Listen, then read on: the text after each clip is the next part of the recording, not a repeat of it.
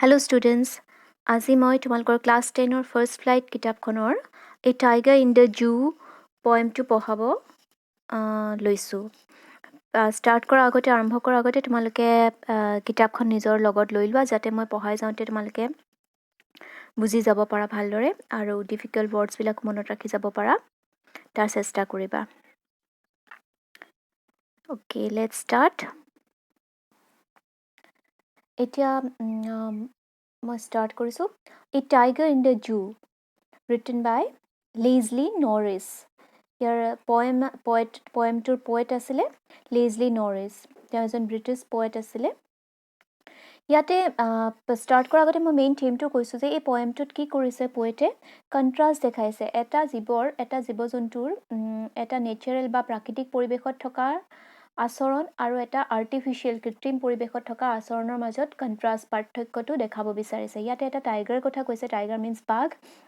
এটা টাইগাৰ চিৰিয়াখানাত থাকিলে যেনেকুৱা ধৰণৰ আচৰণ কৰিব, সেই ছেইম বাঘটো যদি তাৰ নিজৰ প্ৰাকৃতিক পৰিৱেশ জংঘলত থাকে সি অলপমান তাতকৈ বেলেগ আচৰণ কৰিব, যিটো তাৰ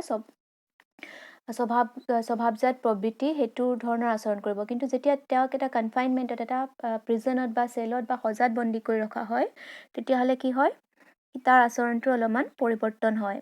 এইটো তোমালোকে এতিয়া বৰ্তমান পৰিস্থিতিৰ লগত নিজকে কম্পেয়াৰ কৰিব পাৰা। যেতিয়া আমাৰ মানুহবিলাকে যেতিয়া সমগ্ৰ পৃথিৱীতে লকডাউন হৈছে অলমষ্ট ক'ভিড-19ৰ বাবে, তেতিয়া সকলো মানুহকে কোৱা হৈছে যে ঘৰত সোমাই থাকিবলৈ, আৰু সেইটো মানুহবিলাকে বহুত ভাল পোৱা নাই যে ঘৰতে সোমাই থাকিব লগা হৈছে। তেওঁলোকে নিজেই বাহিৰলৈ ওলাই যাব পৰা নাই, মুক্ত মনেৰে ভ্ৰমণ কৰিব পৰা নাই। গতিকে সকলোৱে অলপমান অসুবিধা পাইছে। সেই ছেইম কণ্ডিশ্যন হয় জীৱ জন্তুবিলাকৰো। যেতিয়া সিহঁতৰ নেচাৰেল প্ৰাকৃতিক পৰিৱেশৰ পৰা আনি তেওঁলোকক এটা সৰু সজাত বন্দী কৰি ৰখা হয়, তেওঁলোকে তাত যিমানেই সা সুবিধা মানুহে নিদিয়ক, তেওঁলোকে সেই যিটো প্ৰাকৃতিক পৰিৱেশত থকাৰ যিটো আনন্দ, যিটো ফ্ৰীডম, সেইটো তেওঁলোকে সেই সজাত বা আবদ্ধ কেজৰ মাজত অনুভৱ কৰিব নোৱাৰে। ইয়াকে এই পয়েমটোত বুজুৱাবলৈ চেষ্টা কৰিছে পয়েটে। এইটোৱে মেইন থিম। চ' মই আৰম্ভ কৰাৰ আগতে পয়েমটো এবাৰ লাউড ৰিডিং এবাৰ ভালকৈ ডাঙৰকৈ পঢ়ি দিম যাতে প্ৰনাউন্সিয়েশ্যনখিনি তোমালোকে অলপমান শুনি ল'ব পাৰা। He stalks in his vivid stripes the few steps of his gaze on paths of velvet quiet in his quiet rage. He should be lurking in shadow, sliding through long grass near the water hole where plump deer pass. He should be snarling around houses at the jungle's edge, baring his white fangs, his claws terrorizing the village. But he's locked in a concrete cell. He's ranked behind bars, stalking the length of his cage, ignoring visitors. He hears the last voice at night, the patrolling cars, and stares with his brilliant eyes at the brilliant stars. এতিয়া আমি পয়েমটো explain কৰোঁ। He stalks in his vivid stripes the few steps of his cage on paths of velvet quiet in his quiet rage. হি বুলি এতিয়া কাক বুজাইছে পয়েটে? হি কৈছে যে টাইগাৰটো কি কৰিছে? টাইগাৰটোৱে বাঘটোৱে stocks in his vivid ষ্ট্ৰাইপছ। Stocks means দীঘল দীঘল খোজেৰে, গহীন খোজেৰে ইফালৰ পৰা সিফালে অহা যোৱা কৰিছে।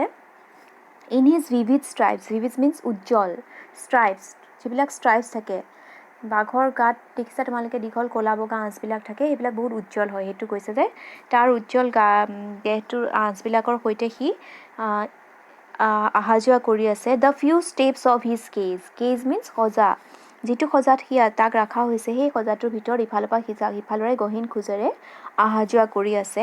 On patch of velvet quiet, patch of velvet quiet বুলি কি বুজাইছে? বাঘৰ যিটো ভৰিৰ তলুৱাবিলাক থাকে, সেই তলুৱাবিলাক ছফ্ট ভেলভেটৰ নিচিনা কোমল বুলি কৈছে, আৰু তাৰে সেইকাৰণে কোনো শব্দ হোৱা নাই। কোৱাইট, শান্তভাৱে শব্দ নকৰাকৈ খোজকাঢ়ি আছে। In his quiet raise means খং, বিৰাট খং। কোৱাইট মিনছ শান্ত,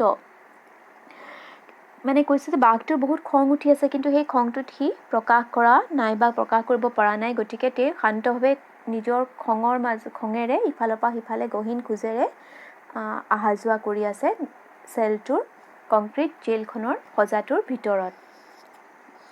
কৈছে যে কেইজ সজাটোৰ ভিতৰত সি অহা যোৱা কৰি আছে।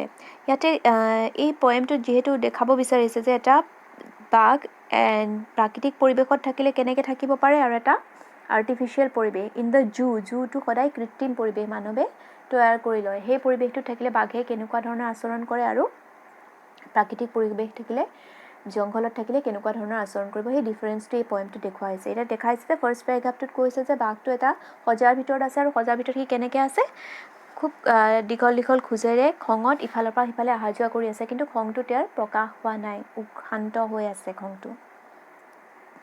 Next paragraph he should be lurking in shadow sliding through long grass near the water hole where plump deer pass. কিন্তু সি যদি জংঘলত থাকিলেহেঁতেন কি কৰিলেহেঁতেন, he should be lurking in shadow sliding through long grass, সি লুকাই থাকিলেহেঁতেন কিহৰ মাজত, দীঘল দীঘল ঘাঁহৰ আঁৰত চুপ লৈ লুকাই থাকিলেহেঁতেন। নিয়েৰ দ্য ৱাটাৰ হোল, পানীৰ উৎসবিলাকৰ ওচৰত, পুখুৰী বা এনেকুৱা পানীৰ যিবিলাক উৎস থাকে জংঘলৰ মাজত, তালৈ কি আহে, ৱেৰ প্লাম ডিয়াৰ পাছ, প্লাম ডিয়াৰ মিনছ পহুবিলাক যিবিলাক লুডুকা একদম মঙহাল পহুবিলাক য'ত পানী খাবলৈ আহে, সেই ঠাইখিনিতে দীঘল দীঘল ঘাঁহৰ আঁৰত সি লুকাই চুপ লৈ থাকিলেহেঁতেন, জংঘলত থকা হয়। Again he should be snarling around houses at the jungle's edge, baring his white fangs, his claws terrorizing the village. আৰু নহ'লে কি কৰিলেহেঁতেন, জংঘলৰ এজত, জংঘলৰ কিনাৰত থকা গাঁওবিলাকত ঘৰবিলাকৰ চাৰিওফালে সি গুজৰি গুজৰি ঘূৰি ফুৰিলেহেঁতেন। বেয়াৰিং হিজ হোৱাইট ফেংছ, আৰু তাৰ চোকা দাঁতবিলাক দেখুৱাই বগা চোকা দীঘল দীঘল দাঁতবিলাক দেখুৱালেহেঁতেন, আৰু তাৰ হাতোৰাবিলাক, ক্লজ মিনছ হাতোৰা, এইবিলাক দেখাই সি গুজৰি গুমৰি গাঁৱৰ ঘৰবিলাকৰ চাৰিওফালে ঘূৰিলেহেঁতেন। টেৰৰাইজিং দ্য ভিলেজ, আৰু গোটেই গাঁওখনক সি ভয় খুৱাই থাকিলেহেঁতেন। বাঘ এনেকুৱা এটা উগ্ৰ জন্তু সি কাৰোলৈকো ভয় নকৰে, সি তাক দেখিহে মানুহবিলাকে ভয় কৰে, ভিলেজবিলাকে, গাঁৱৰ মানুহে হওক যোনেই হওক, জংঘলত যদি থাকে সি খুব উগ্ৰ হয় আৰু সি চবকে ভয় খুৱাই থাকিলেহেঁতেন। But he is locked in a concrete cell, কিন্তু এতিয়া তাক এটা ক'ত ৰখা হৈছে, বন্ধ কৰি থোৱা হৈছে, লক কৰি থোৱা হৈছে এটা কংক্ৰিট, এটা চিমেণ্ট বালিৰ এটা সজাত চেল কোঠাত, এটা সৰু কোঠাত তাক ৰখা হৈছে।